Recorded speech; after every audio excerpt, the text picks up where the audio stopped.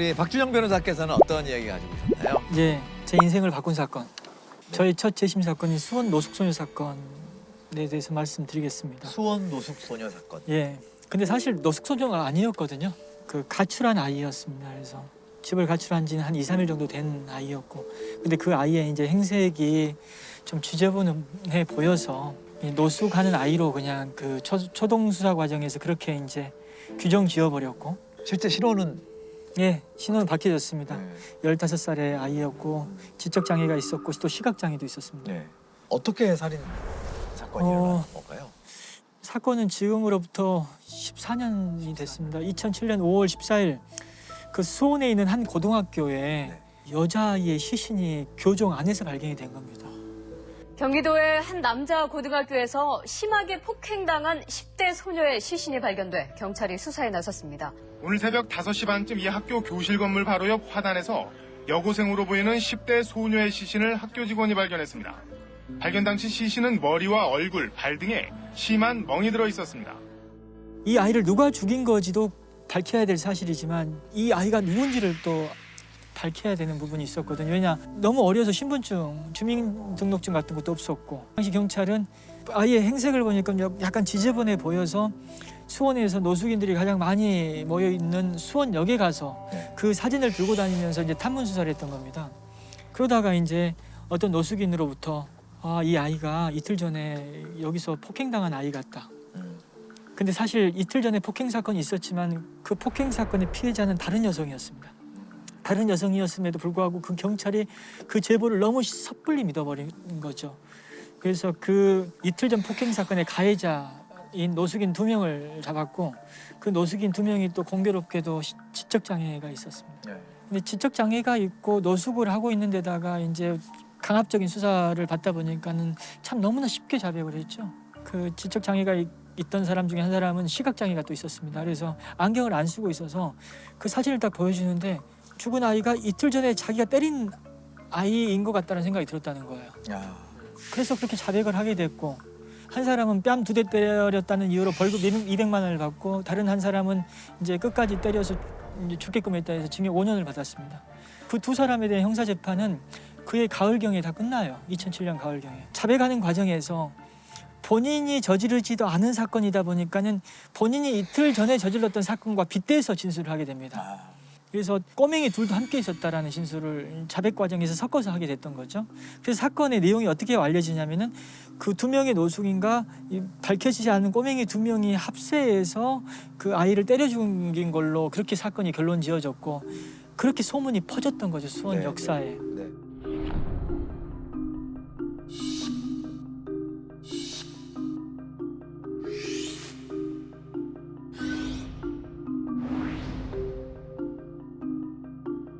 이 아이들도 범인이다라는 그런 어떤 오해를 받게 된 겁니다. 제보를 받아서 이제 그 검사가 수사를 진행했고, 아이들이 하나씩 잡혀왔고, 그 아이들 다 학교 안 가는 수원역에서 노숙하던 아이들이었죠. 그 아이들이 이제 자백을 또 했습니다. 그래서 총 7명이 사람 죽였다는 자백을 했거든요.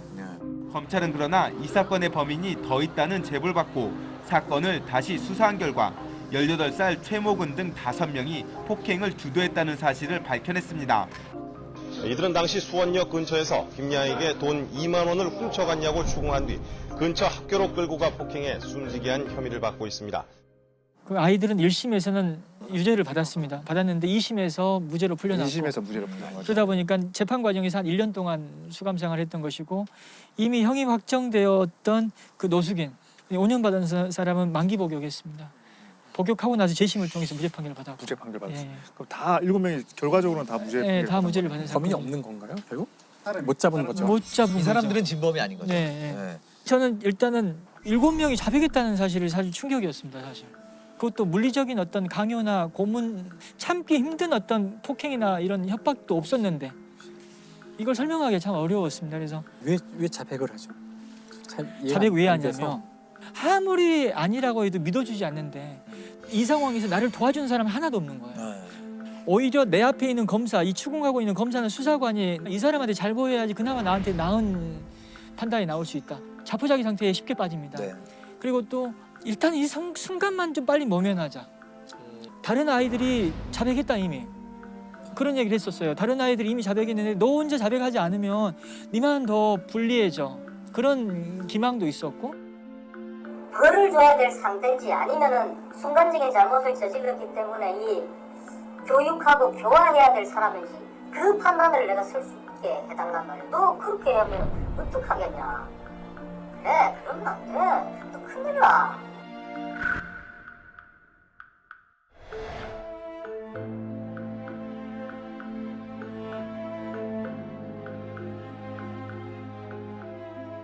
죄를 짓지 않은 사람이 자백만으로 유죄가 될 수 있는 건가요?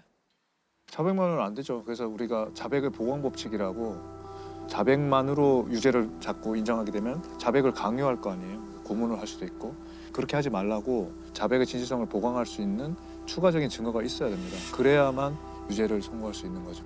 그러니까 이 경우는 자백을 했으니 보강을 해준 거네요. 자백이 5명의 자백이 다 이렇게 아. 쇠사슬로 연결돼 연결되어 있기 때문에 네. 이 자백의 진실성은 나머지 4개의 자백으로 뒷받침되고 이 자백의 진실성은 또 이렇게 뒷받침되는 거죠. 그런 사슬 구조가 돼버린 거죠. 근데 이 사건은 영상 녹화가 있었기 때문에 영상 녹화와 조서를 비교할 수 있었거든요. 비교해가지고 무죄가 밝혀진 사건인데 조서만 보면은 범인 맞아요. 범인만이 알 수 있는 사건 현장의 모습과 아이가 죽은 아이가 발견된 장소를 설명을 다 해요.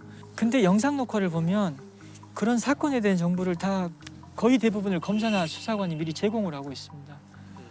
4일 새벽 2시 30분경이거든요. 그리고 정확한 장소는 그 고등학교 본관 건물 바로 앞에 있는 화단 옆에거든요. 그렇게 이제 알면 조서가 진짜 그 뉘앙스 전달이 왜곡되는 경우가 너무 많아요. 예를 들면 수사관이 이제 그 묻죠? 조사받는 사람한테 그때 시체를 이렇게 가서 이렇게 버렸죠.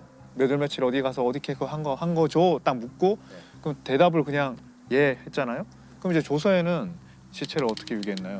아 이래 본인이 그걸 다 얘기한 것처럼 그렇죠. 해요. 그게 너무 다르잖아요. 답을 많이 질문을 하는 사람이 이렇게 한 거죠.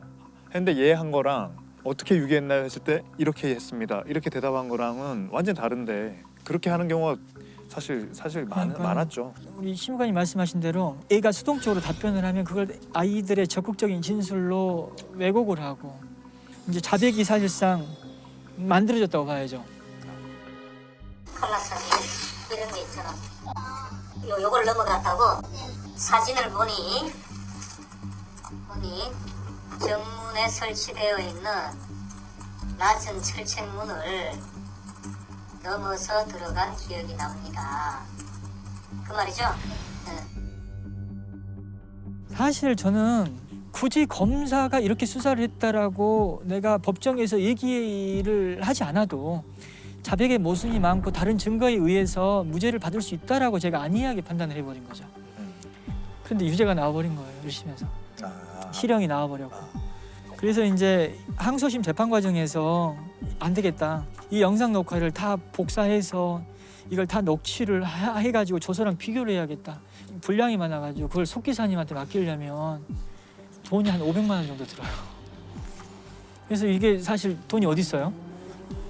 그래가지고 아는 속기사님한테 부탁을 드렸더니 자기가 하겠다는 거예요. 검사의 위법 수사를 밝히는 거였거든요. 부담이 됐을 텐데 그냥 무료로 했어요. 변호사님이 이걸 무료로 들어가신다고 이렇게 말씀을 하시길래 제가 녹취는 제가 해드리겠다고. 하나도 한 푼도 받지 않고 그 아이들 녹취를 진짜 한 달 이상 풀었던 걸로 저는 기억하는데요. 그런 어떤 속기사님의 노력이 전혀 부각이 안 됐었습니다. 그냥 무죄 받으면 변호사의 공로로 다 생각하고. 근데 이 13년 만에 유키 전도블록으로 이 공이 이렇게 드러나고 하니까 너무나 기분이 좋았고, 야, 이 얘기를 한 번만 더 하고 싶던 거죠. 또 TV 애니이기 때문에 자료 영상을 구입하는데 따로 비용도 들지 않을 것 같고. 와, 역시. 이러니까 무죄를 받을 수 있는 거예요. 와 이거는 예, 우리 속기사님 윤병임 속기사라고 해가지고 이게 유키 전도블록에 나왔다는 거 자료 화면으로 반드시 좀 활용 좀 해주셨으면 좋겠다. 일이 너무 좋거든요. 아, 좋으세요? 네, 전 되게 좋아해요. 그래서 너무 좋아요. 이 일이 딱 맞으시네요. 딱 맞아요. 또 속기사님 말고도 도움 주신 더 분이- 있죠, 더 있죠. 네, 더 얘기해 주세요. 국선 변호사 한참 많이 할 때였거든요, 제가. 네. 국선 재벌이라고 불릴 때였습니다. 재벌이었어요. 제가. 정말 많이 했어요. 오죽하면 재벌이라 했겠어요.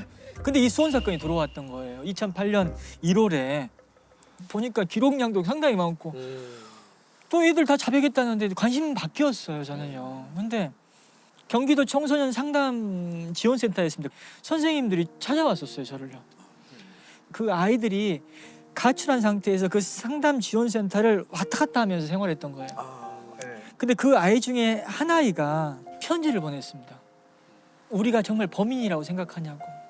아무리 남의 물건 훔치고 양아치처럼 살았지만 사람은 죽이지 않았다고. 한 아이가 그렇게 쓴 거예요. 믿어달라고 편지를 보냈어요.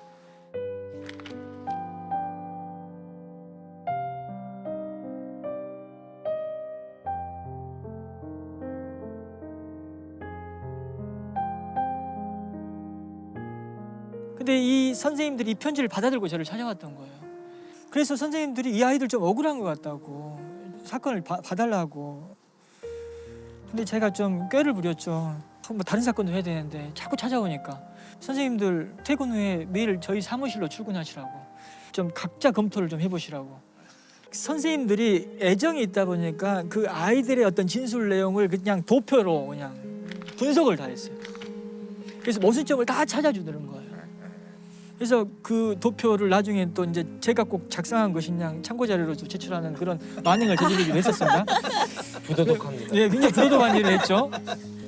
이 선생님들이 6시에 퇴근해가지고 사무실로 출근해가지고 밤 12시 넘어서 몇 달 동안 그렇게 일했어요. 대단하시네. 또 이 아이들이 수원역에서 노숙을 하던 아이였기 때문에 이들이 만약에 범인이라면은 수원역에서 그 죽은 아이를 데려가는 장면이 찍혀야 되는 것 아니겠습니까? 해가지고 현장 사진을 다 찍어갖고 수원 역사의 CCTV가 어디인지를 다 도면에 다 그려왔어요. 사진도 찍어. 현장 선생님들이 아닌데 보통 선생님들이. 그렇게 해서 선생님들이 그렇게 이제 막 다 자료를 갖다 주니까 이제 그제서야 제가 이제 이 사건이 정말 억울한 사건이구나. 야, 이 사건 해결하면 진짜 내가 진짜 유명해지겠다. 막 그 진짜 유명해지겠다. 막 그 생각했어요. 굉장히 공명심이 크신 이런 선생님들이 다 하셨는데. 이런 선생님들이 다 했는데. 이런. 저는 앞에 얘기했던 청소년 범죄 얘기에 이런 선생님들 같은 분들이 계신다는 게 맞습니다. 너무 중요한 얘기 같아요. 그 당시에 법원에 제출한 탄원서에 이런 얘기 있어요. 아무런 연고도 없는 선생님들이나 변호사가 계속 증거도 수집하고 응원도 해주고 이런 걸 겪으면서 이 아이들이 이제는 우리를 믿고 지켜주는 사람이 있구나라는 그건 경험하지 않았겠냐.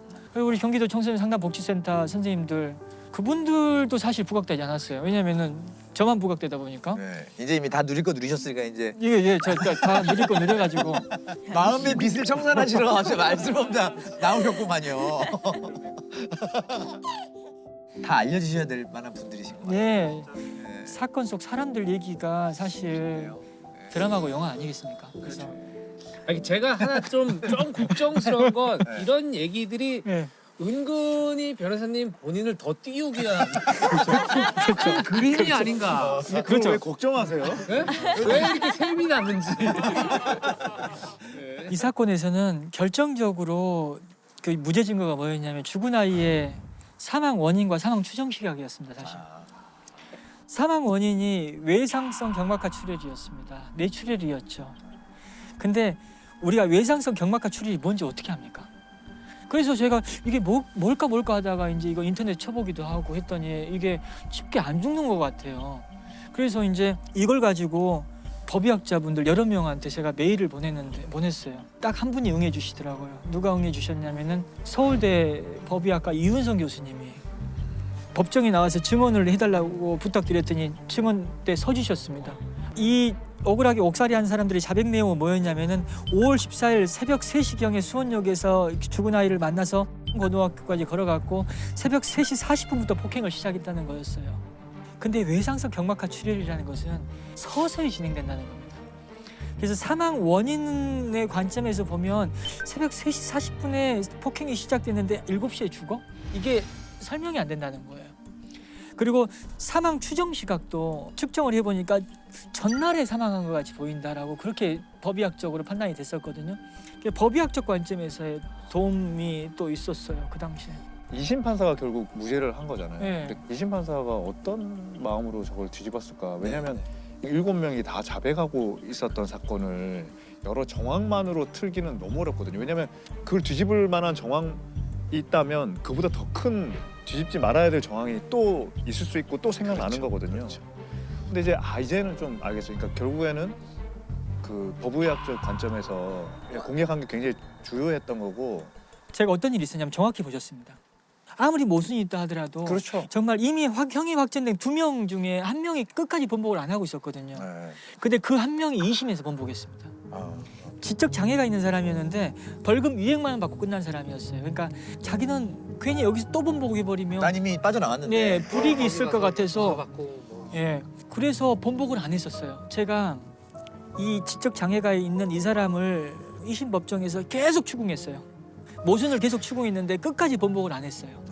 이렇게 어떤 식으로든 검사의 주장에 맞춰서 계속 진술을 하는 거예요. 그리고 이제 6시가 넘어가고 재판을 끝내야 되는 상황이었습니다. 그럼 진짜 승산 없는데. 승산 없는 게임이었는데 재판장이 이제 조희대 부장판사였거든요. 그분이 대법관 하신 분인데 다 포기했어요. 저는 진짜 포기했는데 마지막에 그 나지막한 목소리로 편하게 직권신문을 했습니다. 나는 추궁을 하는 신문을 했거든요. 재판장님은 친구가 되어 주더라고요. 이 직권의 신문을 해 나가니까 어느 순간에 고개를 축 숙이고 있다가 눈이 빨개져가지고 고개를 들면서 판사님 말이 맞아요라고 해버렸어요. 번복해버렸어요. 근데 판사님이 번복시켰는데 이게 지적 장애인의 번복이고 지금까지 계속 여러 번 진술하던 걸 갖다가 딱 한 번 번복한 거다 보니까 이게 대법원에서 이제 다른 판단을 받을 수가 있거든요. 근데 그 판사님이 판결문에다 뭐라고 썼냐면은 나는 봤다. 이 사람의 진술 번복은 지적 장애나 이런 것에 전혀 영향을 받은 것 같이 보이지 않았다. 이 진술 번복은 아주 자연스러웠고 지적 능력이 부족하다 하더라도 이 진술 번복의 어떤 신빙성이나 임의성에 대해서 문제 토를 달지 말아라. 그러니까 그렇게 판결문에 써버렸어요.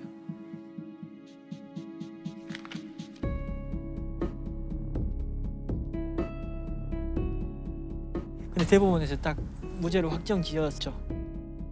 범인을 찾지 못한 채 이 사건 피의자로 지목됐던 7명이 모두 누명을 벗었습니다. 피고인의 진술이 일관되지 못하고 수사기관의 회유에 의해서 진술됐을 가능성이 있다고 보아 뒤이어 작년 10월엔 정 씨가 어제는 마지막 피의자 강 씨까지 재심을 통해 무죄 판결을 받았습니다. 제가 이 사건을 꼭 얘기하고 싶었던 이유는 뭐냐면 이 사건의 어떤 사람 얘기를 좀 해보려고 했던 거죠. 변호사한테만 주목을 해요. 변호사만. 변호사가 무죄 받은 걸로 다 그렇게 생각하고. 근데 이 수원 사건은 참 많은 사람들의 도움이 있었는데 노숙인들 재심을 할 때 그 노숙인 재심은 노숙인을 돌보던 신부님이 있었기 때문에 가능했거든요.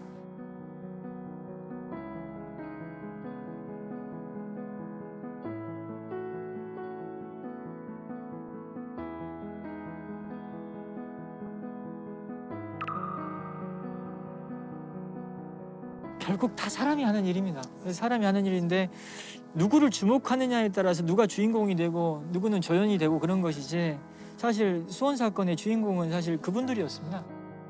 뭔가 선한 사람들의 네트워크라고 해야 될까? 우리 안전망이라고 뭐 경제적 안전망, 제도적 안전망이 막 이야기하지만 사실은 실제로 눈에 보이지 않지만 또 그런 좋은 마음을 가진 사람들의 망이 있는 것 같아요.